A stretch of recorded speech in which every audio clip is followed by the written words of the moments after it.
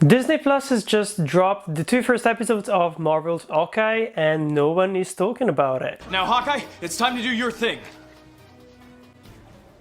I'm out of arrows.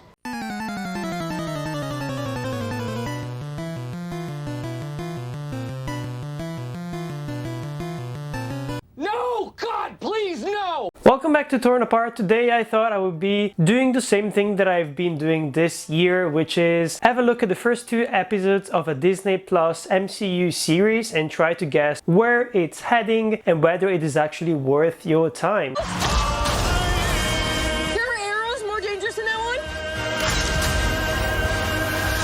Marvel's Hawkeye. Even though the reviews have been incredibly positive, no one is actually talking about it. Recently we've had a lot of fantastic releases from Netflix and also Amazon Prime. If you think about the very controversial Cowboy Bebop, or even about the Wheel of Time, or the League of Legends animated show Arcane. Hawkeye has always been one of those low-level MCU characters. They've tried to fix it in the last few years with films like Infinity War and Endgame as well, giving Clint Barton a bit more of an edge, making him more interesting. And I think as soon as we got to meet his family as well, he became a lot more interesting and charismatic. Of course, he's very low-key. He doesn't seem to be wanting a lot of attention. He wants to save the day, but he doesn't really care about people recognizing the fact that he did, because he's been through a lot of traumatic things in his life and he's lost a lot of people, and of course he doesn't want to be reminded of that every single day of his life, so it makes a lot of sense. That's also why watching this series felt a bit different from the other ones, because it is set in Christmas time. Of course it is more heartwarming, and I think that when we watch these two episodes we really care about Clint Barton's Hawkeye, and we sort of have that same feeling that we had with Captain America. We're starting to have that feeling that he's about to retire, that he needs to retire because he's been through a shit ton of stuff. The stakes kind of start getting really low, because we seem to think that that person is invulnerable and that it will never die. And I kind of have the feeling that this series is 100% the kind of series that is gonna be replacing Hawkeye with someone else, in this case Kate Bishop. Who does Hailee Steinfeld look like? Do I look like anybody? Anybody? Marvel's Hawkeye was developed by Jonathan Igla. It's gonna have 6 episodes, and for now we only have 2, of course, with the third one coming out tonight. And we don't have any titles, so we don't know exactly where the series is heading. It's kind of difficult to tell, but we do know one thing: it's short and straight to the point, and I really like that. I feel like this is low street level Marvel superhero stuff. When you look at the stunts, when you look at the action sequences, when you look at also the villains that are being set up in the series here. We've got the tracksuit mafia, which is kind of like it is a joke. It's a nice place you got here. It's not creepy at all. Hey, you kid. I know you kid. Don't kid, okay? Because it was getting very hard to find place. No? Old warehouses being converted into lofts. So how can I get something better? No, bro. Come on, bro. But he's criticizing. It is a kind of transitional series. Once again, it is set exactly 1 year after the events of Avengers Endgame during Christmas time. So it is set in 2024, because as you know, the MCU has actually skipped some time. It is really fun. I really love the Christmas kind of aesthetic. I love how they turned the music into almost like a suspenseful thing. Like they really use all the different Christmas tropes and mood to tell a different kind of story. I actually rewatched the episodes a couple of times, and weirdly enough I was never bored. The episodes, they flow effortlessly from one scene to the next. It doesn't really feel like there are setting up very important things like in Loki or like in WandaVision. There are not a lot of Easter eggs hidden here. This is just a very fun and good MCU series that feels kind of refreshing, because we've had a lot of speculating, we've had a lot of theorizing about all these MCU shows and films and how everything fits together and who is going to be the next big villain. But now we've got Marvel's Hawkeye, and we've got just a fun series that kind of reminds me of something like maybe Luke Cage or even Jessica Jones. It really reminds me of Jessica Jones without, of course, that kind of alcoholic edge, because it is Christmas time after all. I'm pissing myself. What the fuck you think you doing? You son of a bitch! Come on. But that's exactly why this season and this mini-series here might not attract a lot of people, because it feels very inconsequential and it doesn't feel as high stakes as all the other stuff that is available right now on other streaming services. It is a bit of a shame, because I think that the actress who's playing Kate Bishop is a really good choice. She's got a lot of cool things that she could be doing in the future. I really love the way that they introduced her through a flashback coming from Marvel's Avengers back in 2012 and showing the fact that her father died basically, and how she channeled that kind of grief to basically become a self-taught superhero. They have this really cool animated montage title sequence where we see actually how she's growing up and mastering all this martial art and fencing and boxing and different techniques. And I really like that the few scenes that we get with her, they are all about character development. There is a scene, for example, where she's challenged to try and ring the university bell without actually touching it by herself. So she's gonna be using her archery skills. And this, of course, shows that she's kind of a daredevil character, that she doesn't really like rules and she always wants to use her skills to actually accomplish even the stupidest things ever, just because she can. That tiny part here is something that I wanted to address when it comes to this series. This is once again a series about very incredibly privileged, rich white people. Of course, you might say no one would be able to be a superhero if they are working a 9-to-5 job every single day. I understand that as well. But when you look at the slate, when it comes to the superheroes that we have in the Avengers, we've got Tony Stark, incredibly rich and privileged.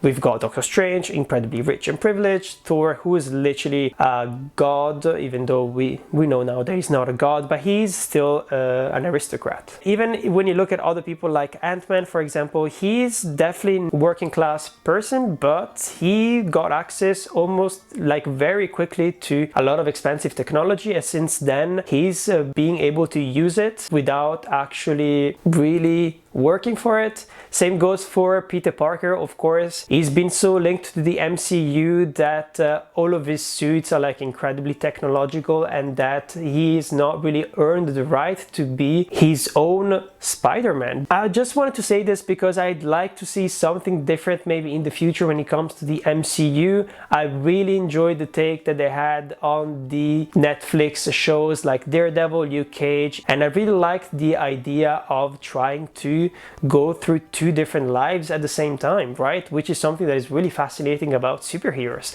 But in the MCU, we haven't had that, really. I don't even remember the last time that Tony Stark went to work. I don't think even Captain America has ever worked a single day in his entire life, if you don't count all the superhero and war stuff, of course. You want a hot buddy?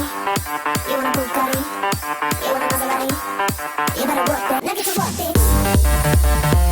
And it's a bit of a shame. It's a bit of a shame because it really feels very odd where you have to think about that all these superheroes are actually not working at all. They're just being paid by S.H.I.E.L.D. for being superheroes. Of course, it is really important to save the planet from aliens, but at the same time, you need to start getting more realistic, right? And I really hope that in the next few years of Marvel's structure of creating this series, that we will be seeing different sets of people. Maybe we will have that with Miss Marvel, or maybe we'll have that with She-Hulk, which has been announced, of course, that is going to come out next year. As I said, it has been gathering a lot of really positive reviews. I think it holds like a 94% on Rotten Tomatoes, but at the same time, some critics are very positive and others are saying this really feels like hand-fisting a new Hawkeye straight down our throat without actually giving us something more interesting with the Clint and Hawkeye that we know. And I kind of agree with that. If you look at even screen time, I'm pretty sure that Kate Bishop gets a lot more screen time than Hawkeye in these two episodes,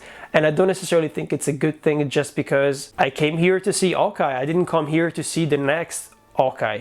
You could introduce the next Hawkeye quite slowly maybe. I came here for an actual story about Hawkeye, and he's never been given that amount of screen time, and it's a bit sad, I think. He's used a lot for comic relief as well. There is a scene like in the second episode where we see him going to this role-playing medieval kind of fight, and it is played very comically and is quite fun at the end of the day, but does it say anything about his character? It is nice to see him having fun, especially because it's been such a traumatic year for him, but at the same time, at some points this doesn't really feel like the Hawkeye that we know. It really feels like the very jokey, one-note kind of Hawkeye that we used to have back in 2012. We got this. It's good. Go. You think you can hold him off? Captain? It'd be my genuine pleasure.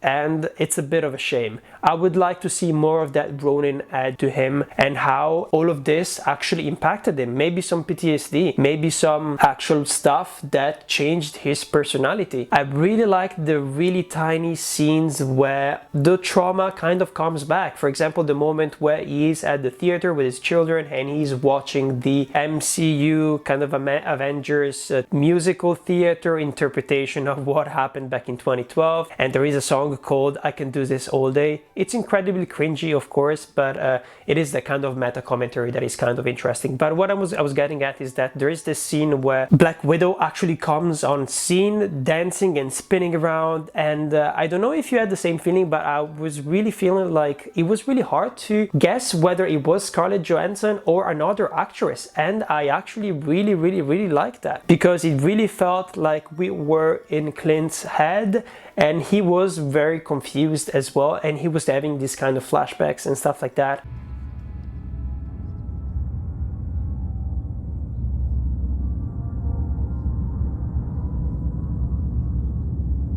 And then he goes to the bathroom, for example, and as he's peeing, as he's at the urinals, someone has actually graffitied the sentence Thanos was right, and it's such a tiny little thing, but it's incredibly powerful for Hawkeye to actually see that. And I really hope that they put more of that stuff in, because I don't want him to be just living his best life and trying to get home for Christmas because he doesn't want to disappoint his daughter.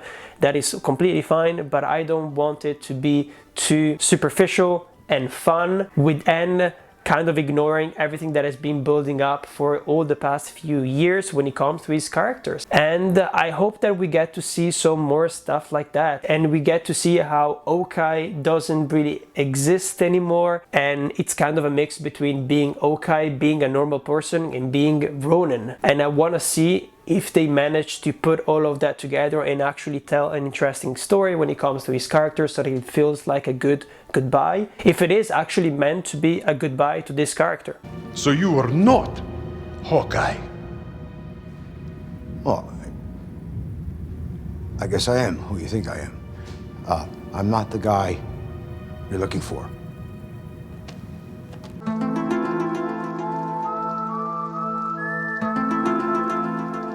When you look at the cast members when it comes to this season, I was incredibly surprised to see Florence Pugh's name, who is supposed to be the new Black Widow. And in the post-credit scene of the film Black Widow, she was actually gonna go after Clint because she seems to think that in some way he was actually responsible for the death of Scarlett Johansson, Black Widow. And she is listed in the cast members for this season, so I'm really interested to see how she will be introduced. Within this season, of course, we've got a couple of hints at where it's heading. There are some black market auctions going on with very rich people, and of course Kate Bishop has access to all of that thanks to her mom and her network of people, because she works for a security agency. When it comes to the main plot of this season, it's not really clear about what it's gonna be. I hope it's not only about heritage and money, because of course one very rich character called Armand III is murdered by sword, and Kate Bishop is actually suspecting this other character who is engaged to her mom, and he seems to be hiding a lot of things and lying about a lot of things. So I'm not completely intrigued, I'm not completely intrigued by what is going on here, because it seems to be the old thing of rich people doing weird coveted things just because they can. But of course I'm not really sure that I'm into all of this conspiracy stuff, because it feels like we've seen it already. I'd rather get some weird villains instead of some just incredibly rich crooks. Right? I feel like we've already seen that over and over again in so many other different types of films, and I really don't want to see that. I'm not really interested. I'm more interested in the tracksuit mafia thing and the boss, who is actually Echo, who is actually gonna be getting her own Marvel Cinematic Universe series next year. We know nothing about her besides the fact that she is deaf, and she was introduced at the very end of the second episode. Of course, for now it's really hard to tell whether she's interesting or not, but if Marvel has already greenlit a series about her, that seems to be a lot of things to say about her. The other things that I like, for example, was the things that were actually happening off screen. For example, I really like the fact that everything that happened in the last few years actually had some physical damages for Clint, because he's losing his hearing from one ear. I really liked that, and I liked how the different characters start reacting around him. I really liked the fact that his son, for example, has started learning sign language, because maybe he's really scared that he won't be able to communicate with his dad anymore. So I really liked a very small hint of consequences, not only psychological consequences but also physical consequences. One thing that I didn't really like is that even though Kate Bishop is 22, literally everyone is acting like she's 16. It's incredibly condescending and patronizing, and I really hate it when they include young adult millennial characters into properties like this, and it seems to be very okay to just make condescending jokes about them. Oh, you're too young to be doing this. Are you too young to be drinking? I don't find it funny at all, and I have no idea why this trope keeps going. I don't have high hopes when it comes to this series, but I do think that it's gonna be thoroughly good. It's not gonna be great, it's not gonna be bad, it's not gonna be trash, it's not gonna be mediocre. I think it's just gonna be good. There are a lot of MCU properties which end up being just good, and I think it's not bad. Let me know what you thought of this first 2 episodes of Hawkeye down here in the comments. Let me know if you actually care about Hawkeye and who is your favorite Avenger, for example, if it's not him. Don't forget to like and subscribe, because it always helps. I'm Patrick, and this is Torn Apart. Couldn't have done it without me. Yes, we could have.